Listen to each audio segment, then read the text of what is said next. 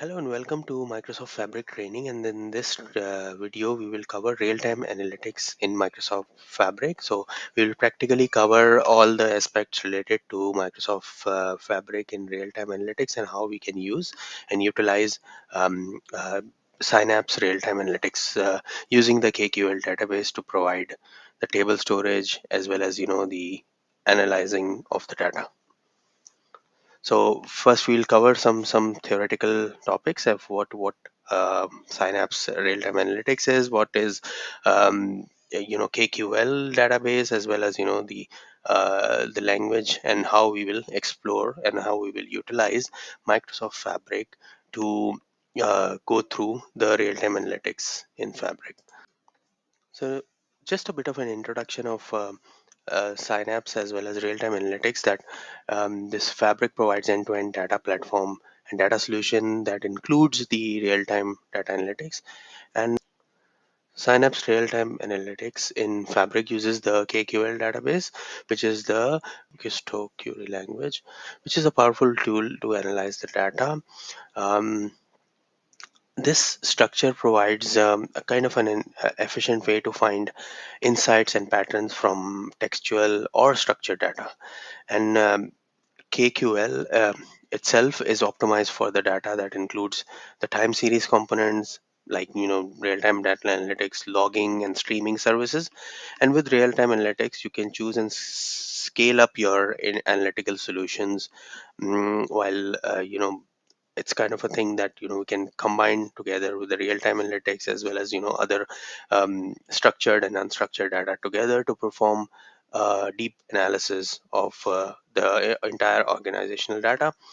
And so in Fabric, what you need is to source the Custo database to start streaming data, and then Fabric will write the KQL queries as well. And in the real-time analytics workload, we can use solutions like IoT, Internet of Things, as well as log analytics, and you know which is used in manufacturing, oil, gas, automotive, or any other providing any other use case you can use. So any streaming data that is coming, maybe per second or per millisecond or any specific thing, this is used in real-time analytics, and this is the use case of it. Let's explore some real-time analytics, what it does in Microsoft Fabric. And so what it does is, through real-time analytics, we can ingest, of course, in Microsoft Fabric, we can ingest data from any source in any data format, and we can run queries directly on a raw data without needing to build complex data models as well as scripting as well. We can also import the by default streaming with high performance, low latency, and high refresh rate as well. And this happens is that at the back end, the system partitions the data, and the default partitioning is either based on time based or hash based partitioning. But it would be the partitioning helps us indexing the data, as well as we can have easy access to the data as we query them afterwards. It also, as I mentioned, it also uses the structured as well as semi structured or free text data as well. And the most important part here is that we can query the raw data without any transformation, or without any creating a data model and all the stuff. Also, there is related to, uh, because Microsoft Fabric the umbrella comes under the data warehouse as well as the lake house and all the stuff together with Power BI. So it will be easier for each individual module to interact with each other and maintain and interact different modules together to perform combined analysis within the entire organization. um, Next we'll move on to Gusto query language, KQL. um, it is a query language that is used for real-time analytics, as well as searching large-scale log data efficiently and quickly. And basically, there are some benefits of KQL. Is it's as fast as it queries the real-time data, which can be of a huge quantity very fast, as well as it can help us maintain all the other traditional aspects like DevOps, troubleshooting, as well as CI/CD pipelines as well. And also, it lets you quickly paste long complex query directly into the editor. And we can query, we can do some stuff like filters, as well as aggregate the data together in an easy manner. It also supports reproducible analysis by allowing user to create notebooks and that can capture code, results, and context for the analysis as well, similar to the Python notebook that we discussed. This is the theoretical part of it, but we will explore the next part in a practical way, and we'll open up the actual uh, Synapse section of Microsoft Fabric, and then we'll move on. Let's kick off with the practical side of it. When once you open Microsoft Fabric, it's the home page. We'll go to the real-time analytics, and this will open up the real-time analytics home page. We will explore a bit of the home page itself that you know that gives us the details about the KQL database, the query set, the event stream, and we can use some learning methodologies as well to use certain aspect of exploring Microsoft Fabric with the real-time analytics. If you're working around, then we've created a workspace called Test Fabric, and it has data warehouse, lakehouse, as well as some notebooks as well, and with the sales report as well that mentions the connectivity as well. So without the real-time analytics homepage, we can open up and we select the KQL database. We'll give a name. We'll give a name to that database. This is called my real-time KQL. This will create um, a database with the sensitivity label as well asking for. So once this is created,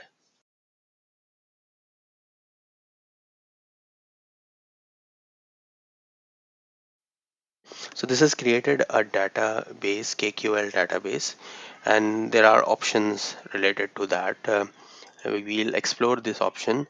We can see, if you see, we can create a table, as well as it is a function as well as a one like shortcut. We can also get data from different files, and if it says that this is one time of data stored somewhere or continuous, this means that it's coming from an event handler, a pipeline, or a data flow. We can also create an event stream related stuff. um, the related item is related, this is query set as well as notebook we can create. We can also manage the data policies, plugins, and all the stuff. um, this is the information related to the database itself, and we can start by getting the data from the local file, one like Azure storage or pipeline. If we explore more in terms of the data, um, we can just start getting the data, and let's explore that. But before moving on, we will explore a bit of it as a kind of a basic definition of a table is a schema entity that contains set of columns and rows of the data, and it has a well-defined schema in terms of that. A function is a schema entity that encapsulate a subquery expression that can be invoked by using the KQL query. It's kind of a stored function or stored procedures in SQL. A materialized view, which is not visible right now because it depends on the table. So materialized view is a entity that stored pre-computed results. Like if you create a view and then it computes multiple tables, it aggregates the data, then we can move the view into a table so that we can retrieve the results faster. The other thing is that we can update the policy of the table, that what is the connectivity, what is the security level stuff. And the one like shortcut, if you can click on it, it will give us how we can connect to the internal sources as well as some of the external sources. We will click on new table, and this will ask us for the source name. So will give the table name as sales underscore rt real time. After giving the name, we go to the source, and in the source we have multiple options, like we can do a blob, we can do a file, blob container, events hub, as well as Amazon and one lake as well. In this case, we'll select a file. We've downloaded a CSV file. This CSV file is named as sales. So we'll just open this file. We'll select next to the schema. Compression type is uncompressed. Data format is CSV. It has already automatically detected. Ignore the first record. It has automatically detected the column names as well. And the mapping, is just the sales RT mapping. And, and then we can go to the next with a summary, and this will create the ingestion process, as well as it will open up and ingest the data.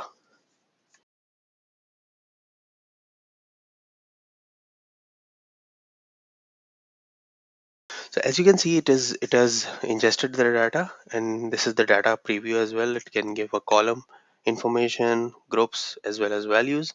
um, if you see that this example it's just a very small data that we are working around, but in reality, if you can use the Kutsu to analyze much larger volume of data, that includes the real-time analytics and source from not the file but from a hub, uh, like Azure Event Hub or anything that is there.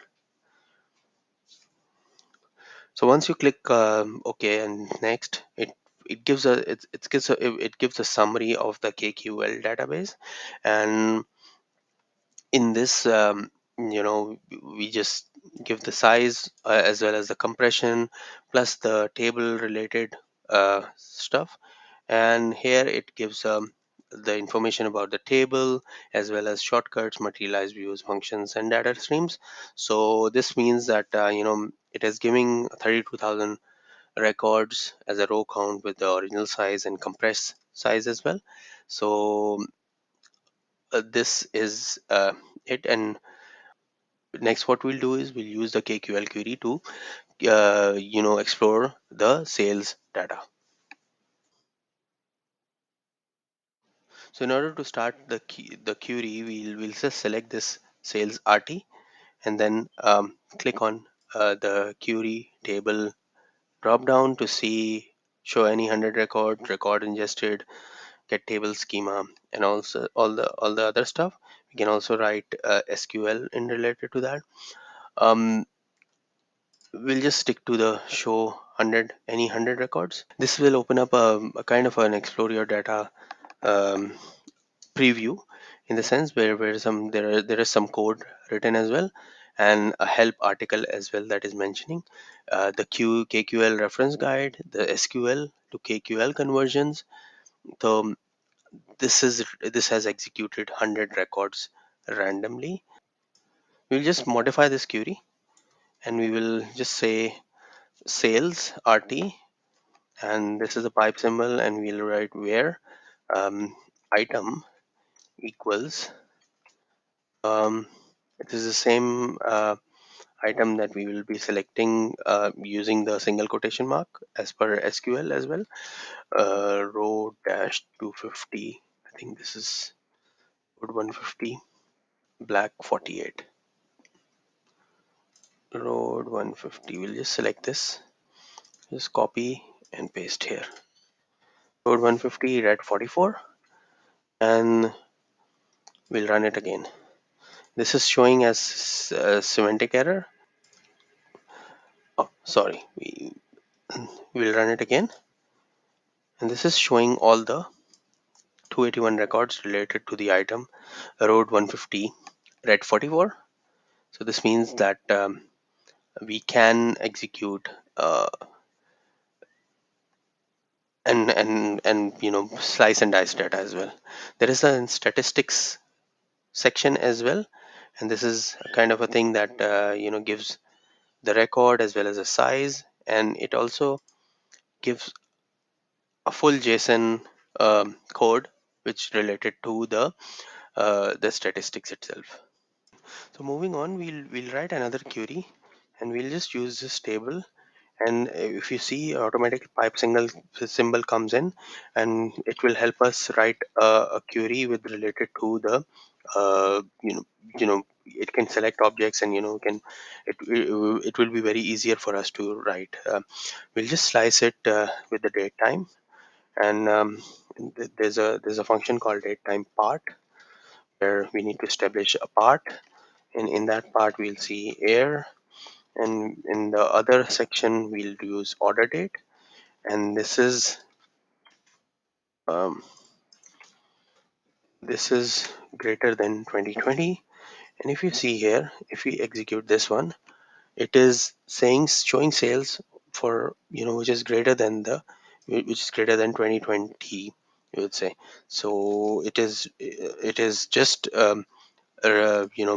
removing all the sales related to um, 2020. um, in order to have a multiple where condition, we need to have multiple pipe symbol. We'll copy this condition here, and we'll use these condition and execute it together. And if it will say, as there's no record to be shown, because there is no record associated with 150 in after 2020. So what we'll do is we'll just change this to 250 and black and 48. This is the correct figure in the sense. We'll just try to run this, and if you can see here, this is showing row 250, block 48, as well as 144 records associated with this particular item, uh, which is where the sales is after 2020. We'll tap another query, and first we'll copy this as it is, and then what we'll do is we'll use the order date time, uh, which is we'll give some range of date first, and then we'll see, sum the revenue by the item itself. So starting off, we'll just use where order date and between, and this is already asked the uh, between section as well. So we'll use date time, and we'll use 2020-01-01, and we'll keep those dots as it is. Then we'll use date time 2020-12-31. If we try to execute this, let's see what happens. So this is showing all the date range between 1st of January till 31st of December. We'll also we'll delete this, and we'll use a function called summarize. And summarize, if you can see, summarize. Sorry. Summarize, it gives a kind of a table that aggregates the content and input table. So this is showing all the details about that summarize function, and we'll use total net revenue. We'll give a name, total net revenue equals sum of unit price by item. And this, see what happens here. So it is giving individual unit price of the sales between 1st of January to 31st throughout the year. And we'll just use another pipe and use sort item, sort by item, and ASC. So this is ascending. So yeah, so this is showing highest sales in 2020, So after doing all the query, we can either copy the query, we can save as KQL query set as well, and we can also build a Power BI report. So just click on Power BI report, and this will open up a canvas related to Power BI. And if you can see, this is Kutso query result that has been shown with item and total net revenue. And in that, what we'll do is we'll drag a column chart. We'll close this. We'll open up a column chart. Put up item here. We'll put the um, sum of revenue in the x-axis, and there you go. So it has been it will show up the report, the results of the Kutsu query itself directly from the pane. And if you want to save this report, we'll just save this report as a Power BI file, revenue by item. We can select the workspace. We can select. We have to select the sensitivity as well. We've selected the test fabric workspace. We'll click on continue, and your report is saved. So this means that we have created a query, we have imported a database, a CSV file, and created a table based on that CSV file, as well as now we've created a Power BI resource, or Power BI report based on the query that we execute. We can create as many queries and we can create as many reports as well based on that. And the management of the Power BI reports and the refresh will be done at the workspace level. So this is a great resource in order to start off from the raw data, event streaming, as well as the other aspect, and then move on to create the Power BI report as well. So you can see now, if we come back to the workspace where we have created, there's an item that is there, Azure Data Explorer, as well as revenue by the item as a data set, and this revenue, it is opening up the same report that we created using the KQL language. And you can see this report has been created. We'll go back to the lineage view of the workspace itself. So there's also a KQL database there and other work that we've done in previous video. So do follow us, and please also comment on this video if you need any help, and if you need any explanation in terms of that, and please subscribe as well to our channel for all the stuff related to Microsoft Power BI, Microsoft Fabric, as well as DAX and other SQL stuff. Thanks for watching, and I will see you in the next video.